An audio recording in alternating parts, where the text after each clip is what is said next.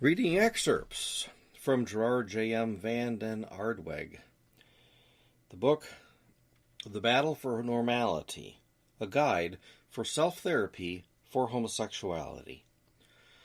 Constructive help and support for men and women troubled by unwanted homosexual feelings and or behavior. This is by Ignatius Press, and it's available also paperback and Kindle. So just reading excerpts, maybe with a little bit of commentary.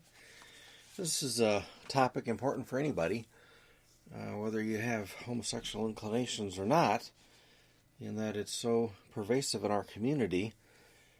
We want to love individuals who struggle with whatever kinds of temptations. We all have different temptations. We all need encouragement and support and love.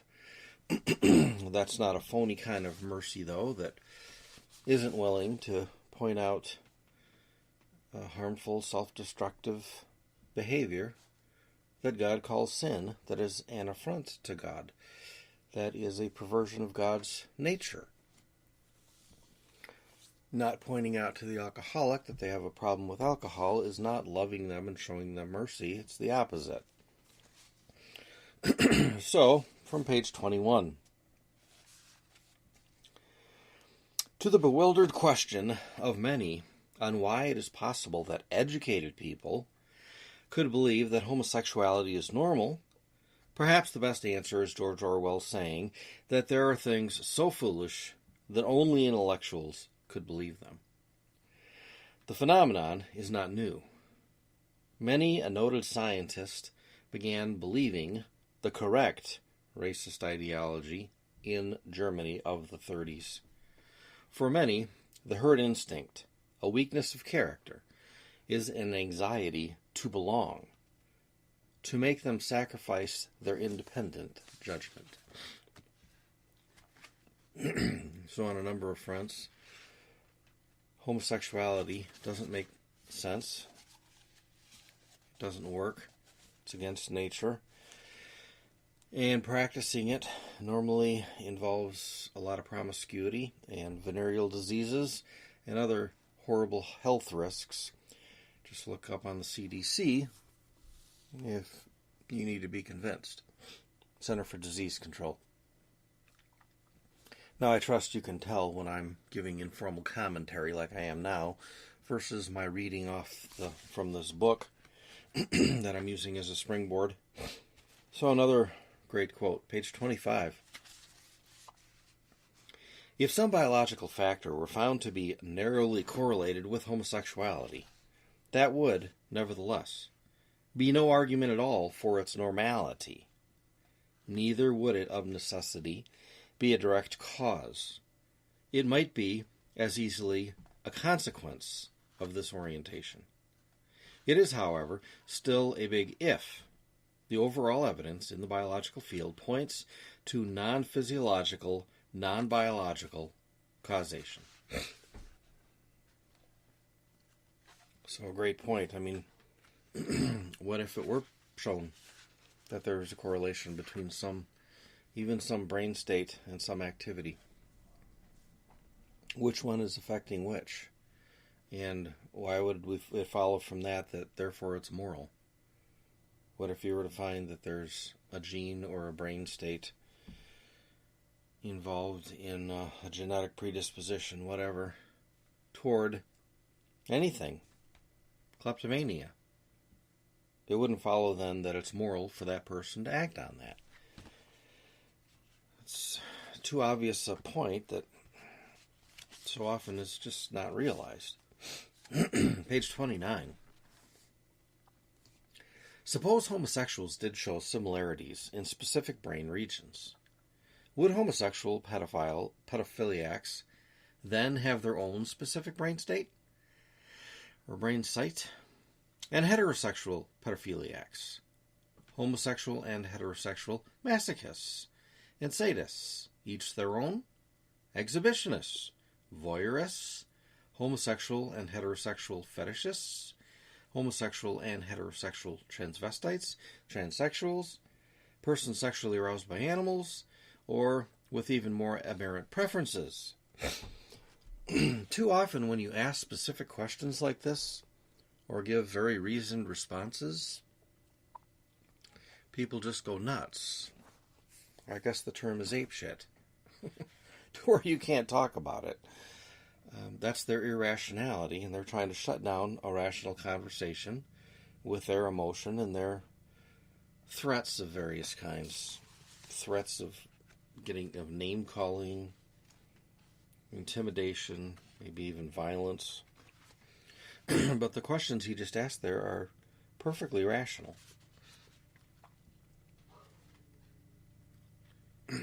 Page 34. Who would believe a boy raised by his mother and an aunt with no father around, and who, in addition, is treated by his lonely mother as her girlfriend, would become a firm masculine type?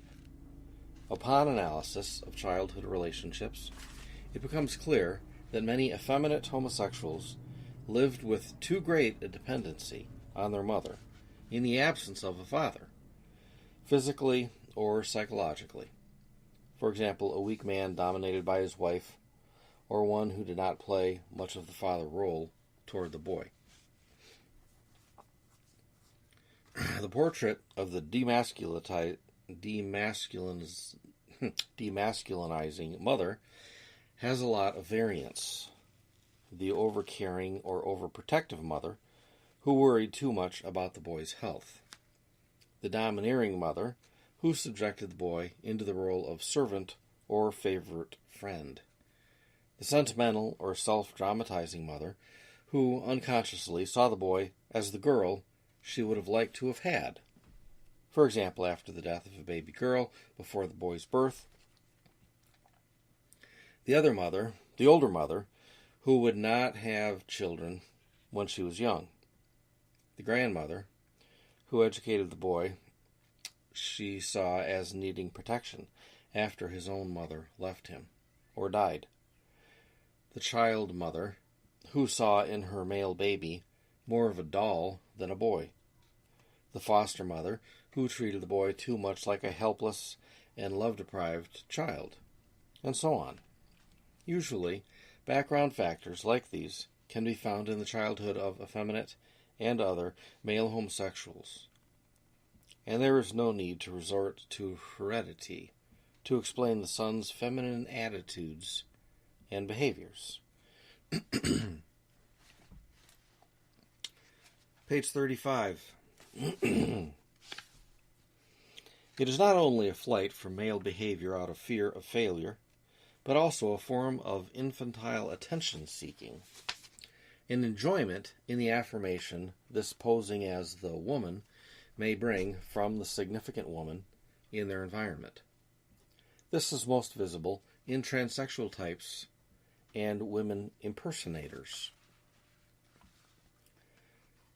So again, that's controversial today, but doesn't it make common sense, easily observable, that when you, say you're into the Pokemon craze, that then more children jump on board and get into that craze. I mean, we've heard of fads, right?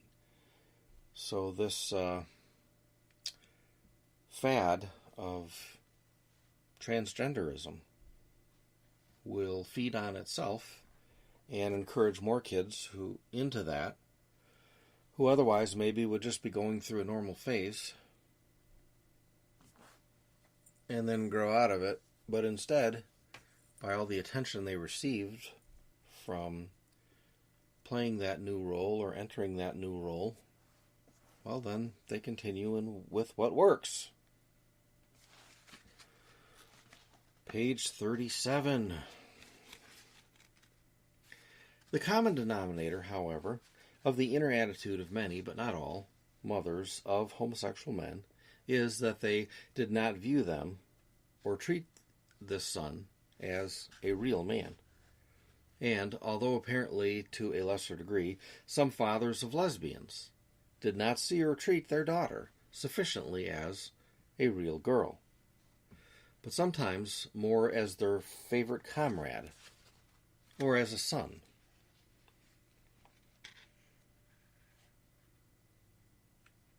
Nobody's the perfect parent. I wasn't. But it's important to realize that just the ways that you relate with your children, you're shaping them and predisposing them. It's important to think, why is it that you're treating your son in such a doting manner and seeing him increasingly act so effeminate, or the other way around? Page 40. Likewise, a husband who humiliates his wife in front of his children damages their respect for women in general. His daughter may refer this lack of esteem for the other sex to herself. Fathers, by a negative attitude toward the feminine sex, may therefore inspire in a daughter a negative and rejecting attitude toward her own femininity. Mothers, by a negative attitude toward the masculine role of their husband, or sometimes toward masculinity in general, may facilitate a son's negative view of his own masculinity. Page 43.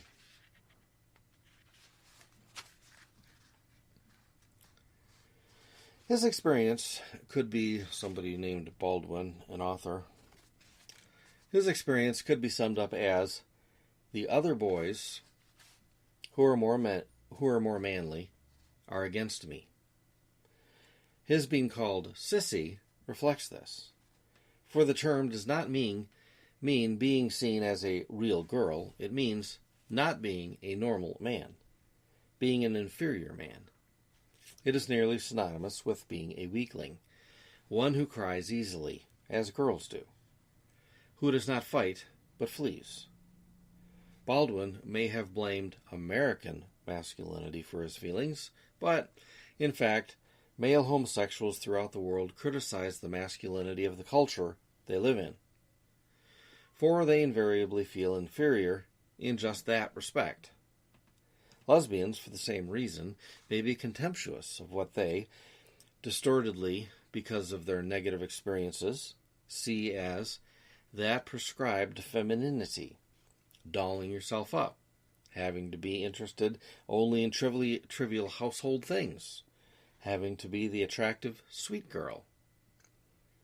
As one Dutch lesbian woman put it, feeling less masculine or feminine than others is the specific inferiority complex of homosexually oriented people. The litany of humility, something I pray periodically. Very helpful. Look it up. Easy to find. The litany of humility. So helpful. And what help theology is. Teachings from Scripture, from the Catechism of the Catholic Church. We are loved by God. We are in God's image. What more could you ask for? What better grounding for your self-worth? So, talking personally, I could have been in a school for the partially blind. I was, had horrible vision. My ophthalmologists never were able to explain why that changed so much, radically. Actually, it happened after my brother Dave brought me to a Catherine Kuhlman meeting downtown Chicago when he was, 14 years old. And I was a little boy, 8 years younger. But anyway, all throughout, my eyes never worked together. So now, for example, I have one eye for reading and the other eye is for distance. So they don't work together. So I have terrible depth perception. So I was always horribly frustrated why I couldn't hit the baseball. I couldn't be good at basketball. I couldn't do any sports. I love the aggression of it, the camaraderie of it, the fun of it. My brother Todd would put up with me playing football in the front yard, a big yard in Dallas. That was great. I loved it, even though I was horrible at it. So I was never going to get my self-esteem there, my sense of accomplishment, of belonging. Unfortunately, I got into guitar when I was 10 years old, and that was my identity to a degree, or my outlet, my hobby, my way of demonstrating proficiency at something, well, to some degree anyway. Being in jazz band in junior high and in orchestra and playing the upright bass in orchestra, even guitar in junior high, playing guitar in orchestra, classical orchestra, playing the second violin part. But anyway, well, that set me up then for being the nerd. You're into music. You're a guy who's into music, not into sports. So I never did experience any kind of homosexual feelings, but that's beside the point. But I had every reason to feel out or to be not belonging. Never had a lot of friends. Usually have one or two closer friends, but never had a lot of friends. And through high school, I was quite the loner. Look back on it now, I'm thankful that I was. If I wasn't a loner, I would probably be doing what popular kids were doing back in the 70s. Fornicating, getting drunk, and doping up. And just being a totally arrogant, self-absorbed idiot. That's pretty typical. So I'm glad I was an oddball. I'm glad I didn't fit in. Probably would have been a real problem to fit in. But with a Christian background that I've always had, thanks to my parents' upbringing, I always knew God loved me. Jesus is my brother, and He's God. So, while I knew I was inferior in a lot of ways, didn't have a great memory, still don't, never did, never had a great memory, wasn't especially smart, don't read especially fast at all, and this isn't a recipe, I hope, for mediocrity. Well, don't care about excellence, don't care about bettering yourself, I'm not saying that at all. Getting good at guitar took hours and hours of practice for years on end. Same thing with getting 3 graduate degrees. It's a lot of work. Same thing with entering battles in our ever-increasingly secular society in teaching philosophy, of all things, in a state school. So, no, I'm not talking about being a coward or being mediocre or tune in, turn on, and drop out, as the hippies had it. Nothing like that. But as a matter of self-worth, I had things not going for me. My mother had emotional difficulties, physical difficulties, which my dad had to attend to and did. Who in their childhood didn't have things to overcome? We all do. We all always will. Hopefully you recognize your areas of need and growth, your weak spots. You do have them. By the way, if you're not sure what it is and you don't think that you have it, well, I've just identified it for you, okay? It's your arrogance and narcissism. But anyway, we all have weak spots, but with this Christian understanding that one's worth is rooted in one's being loved by God, well, there's your motivation for excellence, because God has purchased you with a price. You are His. Honor Him with your body, with your mind. Love God with your heart, soul, mind, your whole being. So there's your motivation for excellence. Not to be recognized by others, because often they won't recognize you. Haven't we all come up with some great ideas that others just took and then took the credit for them, and you were just left in the dust. Well, with this Christian worldview, you never really feel left in the dust if you think about it, because God knows everything, and God is the judge that matters. God is my boss. So He knows, and that's what matters. And people's opinions of me are fickle, so I'm not especially interested in them. I say that, sometimes too much I am, but I realize I don't need to be. And my self-worth, it's not in my abilities. I know that, like for everybody, they're very limited. Hopefully you realize that too, right? You think you're really strong. You've got a great body, great coordination, developed it so well. You're young. What do you think a tiny little virus, what kind of state that could put you in? Let's just say 1 week from today. What it could do to your brain, to your coordination, to even your life itself.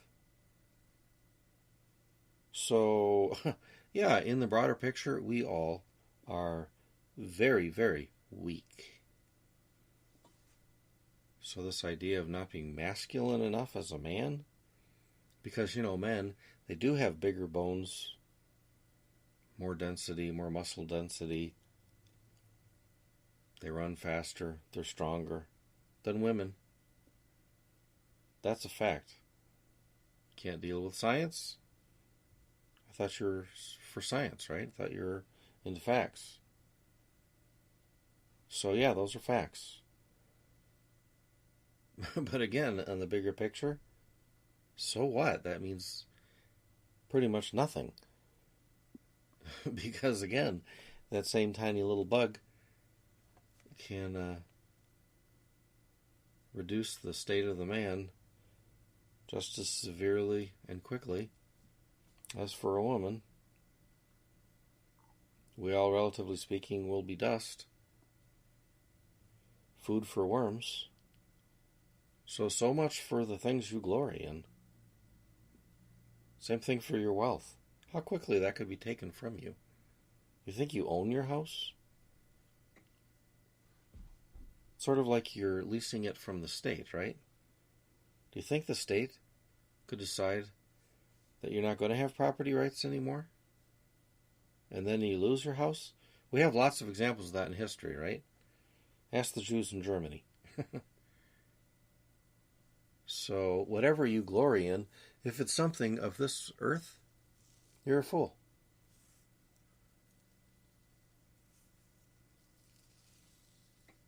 You haven't thought enough.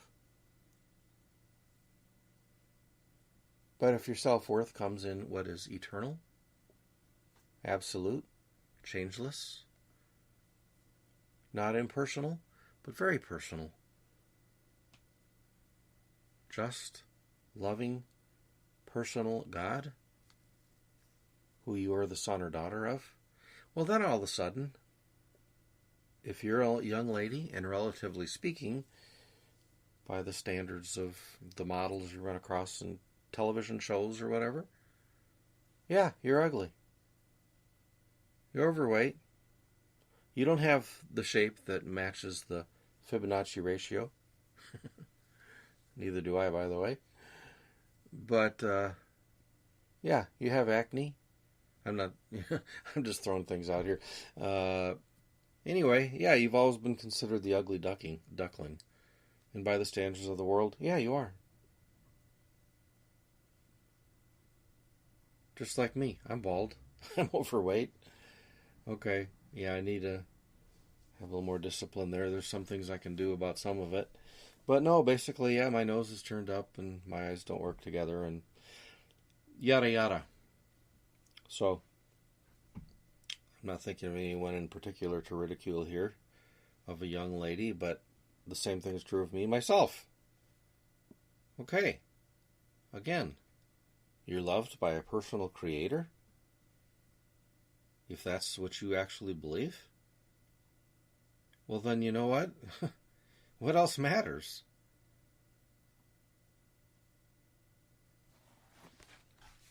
All right, moving on with our book here. What did I do? Page 43. Did I read that already? Yep, I already read that. So moving on to page 45.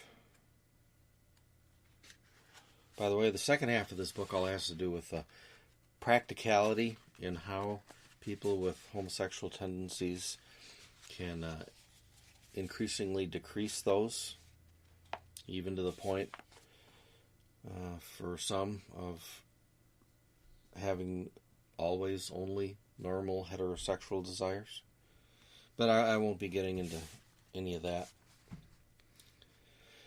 So, page 45. Another homosexual man had been reared by a single mother who hated anything that in her eyes was aggressive. Thus, she allowed him no aggressive toys, such as soldiers, army jeeps, or tanks, emphasized the physical and moral dangers that surrounded him, and had a somewhat hysterical ideal of nonviolent religious piety. That the son of this poor, worrying woman became overly sensitive, dependent, fearful, and slightly hysterical himself is small wonder. He was incapacitated in his contact with boys, and could only get along with one or two shy comrades, considered outsiders like himself. Let us anticipate our analysis of the homosexual wish by remarking that he became attracted to the dangerous but exciting world of the soldiers whom he often saw marching out of the nearby barracks. Those were strong men who lived in an unknown, fascinating world.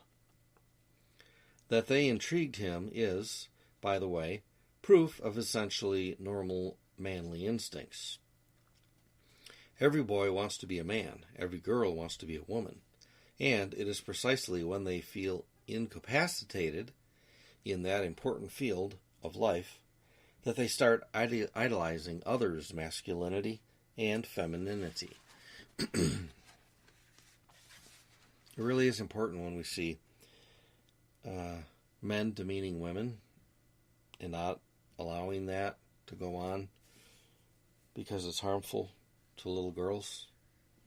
But likewise, equally, now this is the harder thing to say in our present day that is so dominated by feminist ideology.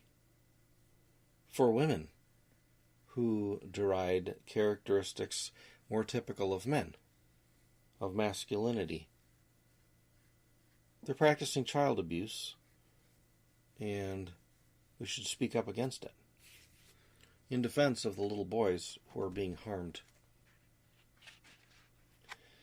Page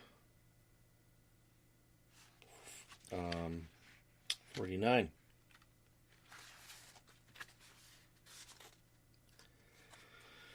The child or adolescent who feels himself to be a poor me can become attached to this attitude, especially when he withdraws into himself and has no one to help him work through his problems, his understanding, encouragement, and firmness. Self-dramatization is particularly typical in adolescence, when the young person easily feels a hero, special, unique, even in his sufferings. If the attachment to self-pity remains, then the complex proper, that is, the inferiority complex, comes into existence. In the mind, the habit of feeling like a poor, inferior me is fixated. It is this poor me within who feels unmasculine, unfeminine, alone, and not belonging to the peer group. Initially, self-pity works like good medicine. Rather soon, however, it works more like a drug that enslaves. At that point, it has become, unconsciously, a habit of self-comforting, of concentrated self-love. The emotional life has become neurotic, essentially, addicted to self-pity.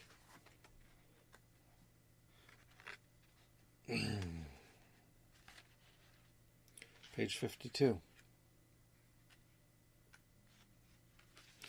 Think about the lyrics of the songs in Queen, and I think that last passage really comes to life. Same thing with AC/DC, Highway to Hell. Mama, look at me. I'm on the highway to hell. Poor, tragic hero. It's all about me. Look at me, Mommy. So you're just trapped in an adolescent mindset. Put a gun up to his head. Pull the trigger, now he's dead. Nothing really matters to me. Again, singing to his mama. Page 52. The mechanism of pseudo-reparation operates, likewise, in another affection-seeking people, and many neurotics recognize it in themselves. For example, a young woman had a series of male lovers, all of whom were comforting father figures to her. She felt badly treated by each of them in his turn, for she constantly pitied herself about not being loved. Her relationship with father had been the starting point of her complex. How can affection cure one who is obsessed with the tragic idea of being the rejected one? Seeking love as a means of comforting one's hurts may be passive and ego-centered. The other person is there only to love the poor me. This is begging for love, not really mature loving. A homosexual man may feel that he is the affectionate, loving, and protecting one. But in effect, this is a game to attract the other to himself. It is all embedded in sentimentality and is profoundly narcissistic. Page 56.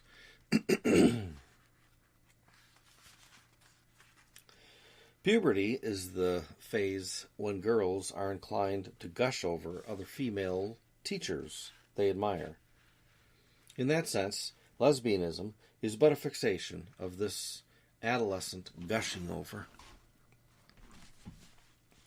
For the adolescent who feels inferior, admiration of idealized same-sex types produces eroticization. For what is desired is a close, exclusive, affectionate intimacy, warmth for the poor, desolate soul one is.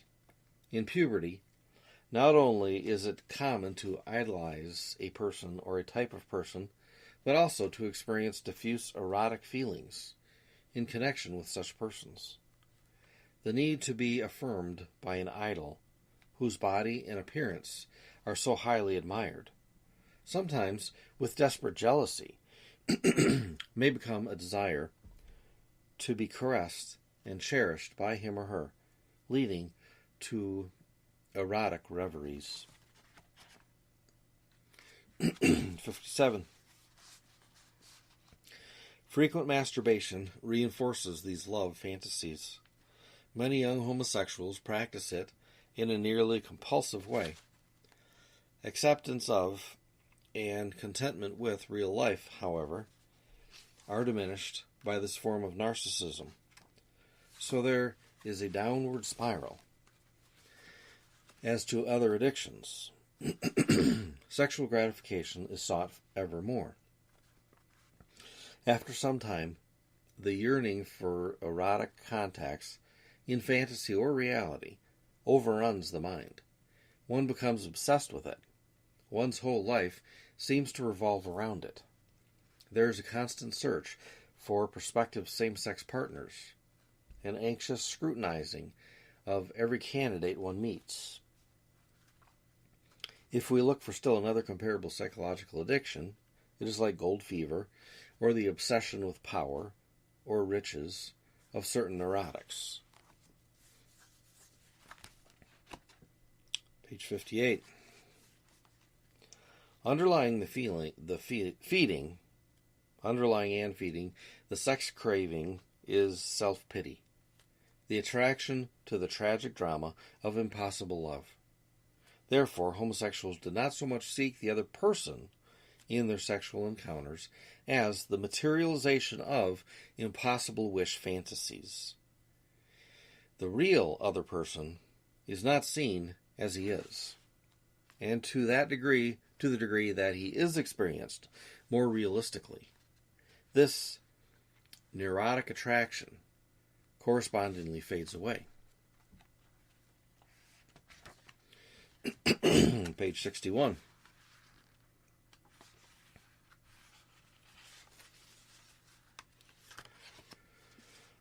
It needs no further proof.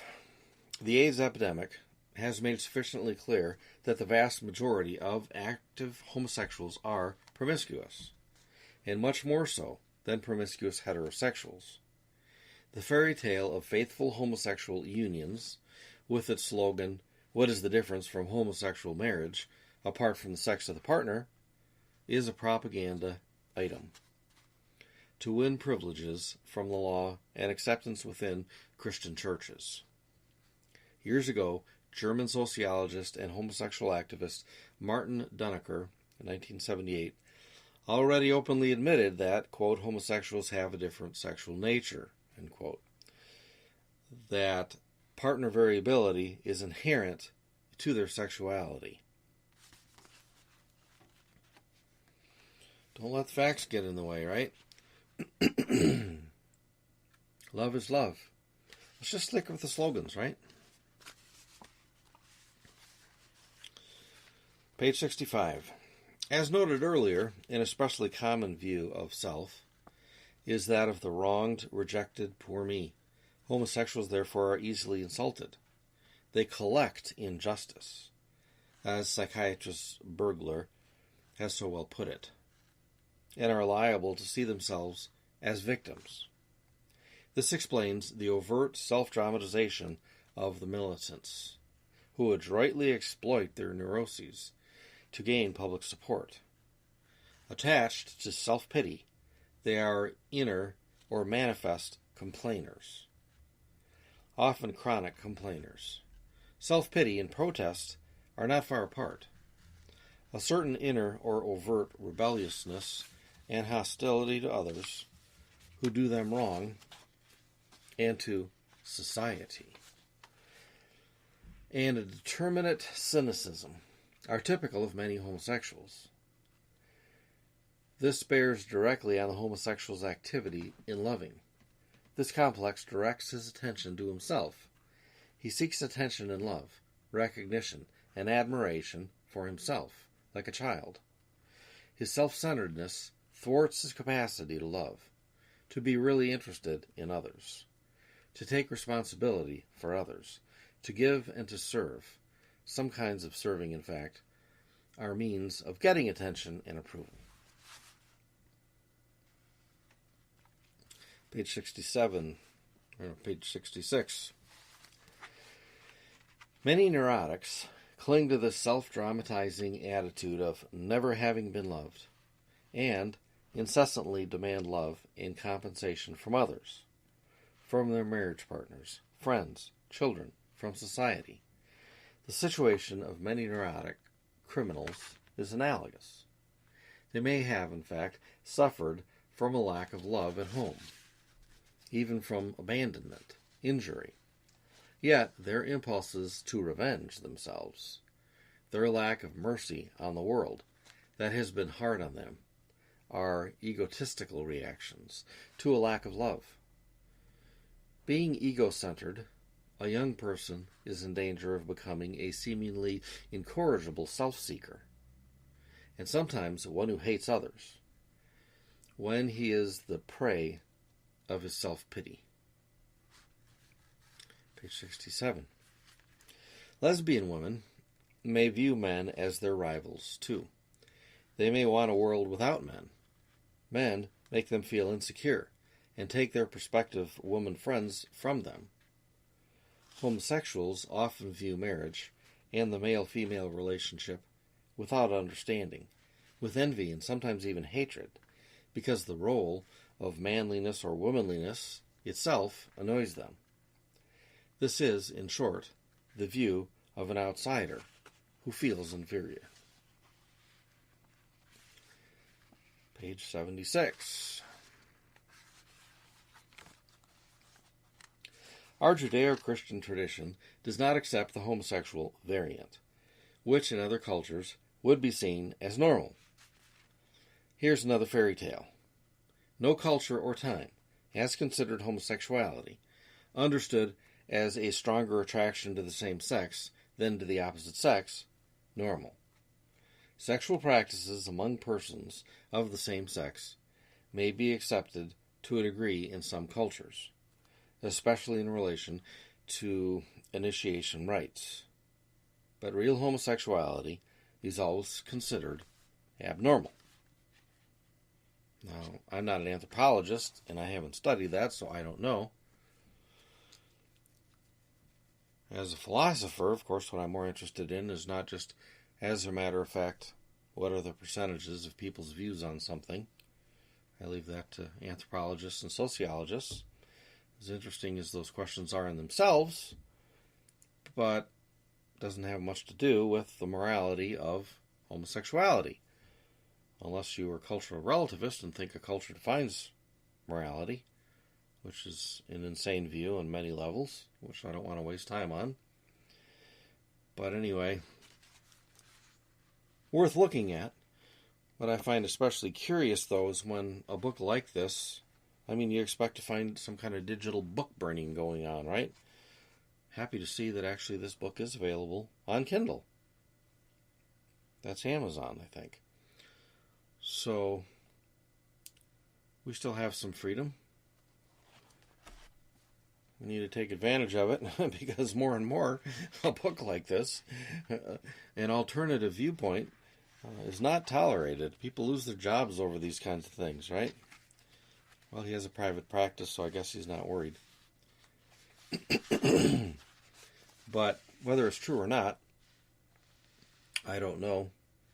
But I do find it refreshing to have possibilities raised anyway. Scholars from different viewpoints who disagree. Hasn't that always been the liberal academic process of free inquiry, the marketplace of ideas, right? And that's, I think, becoming less and less the reality. But it shouldn't be. Questions like that, as controversial as they are, should be able to be considered seriously from different viewpoints without being shouted down, shut down, people fired, on and on. Digital book burnings, deplatforming. Heck, just call that what he just said, hate speech, and be done with it, right? Works like a charm. All right, page 134, 135, and that's the end of this. Many homosexuals are arrogant, occasionally or chronically, in their demeanor. Others chiefly in their thoughts. For example, I am better than you. Such thoughts must be caught the moment they cross the mind, and then cut off, or satirized, made humorous, as the inner child's self-importance diminishes. Some narcissistic satisfactions disappear, such as subconscious ideas of being special, a genius, superior. Nietzschean Superman illusions are childish thinking. What is the reverse? A healthy recognition of one's not being better than others, an ability to laugh at oneself. If the reader thinks over this issue of nature mature loving, he will come to the conclusion that, since overcoming homosexuality is equal to becoming more mature, this inner battle is a specific variant of the battle of every human, to outgrow his personal areas of infantilism. It's true of all of us. It's true of me. We all have to grow up more and more, day by day, aspect by aspect, as revealed to us in our conscience by the Holy Spirit. So, I recommend you get this book and read it and pass it around. It says it's based on more than 30 years of therapeutic experience with over 300 clients. I can read you, let's see, should I read you about the author? Who is this guy, huh?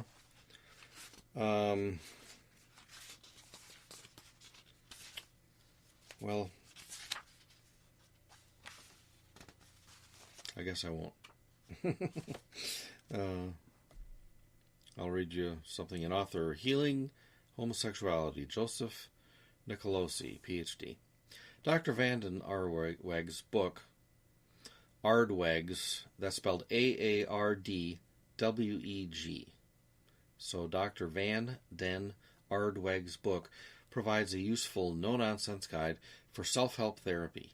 His approach calls for an appreciation of traditional gender roles and demands an unstinting self-examination and strong effort at self-discipline in the struggle of the homosexual person faces towards full maturity. Many readers will be helped by this practical book. And several other endorsements as well. Encourage you to buy it and pass it on. Over and out.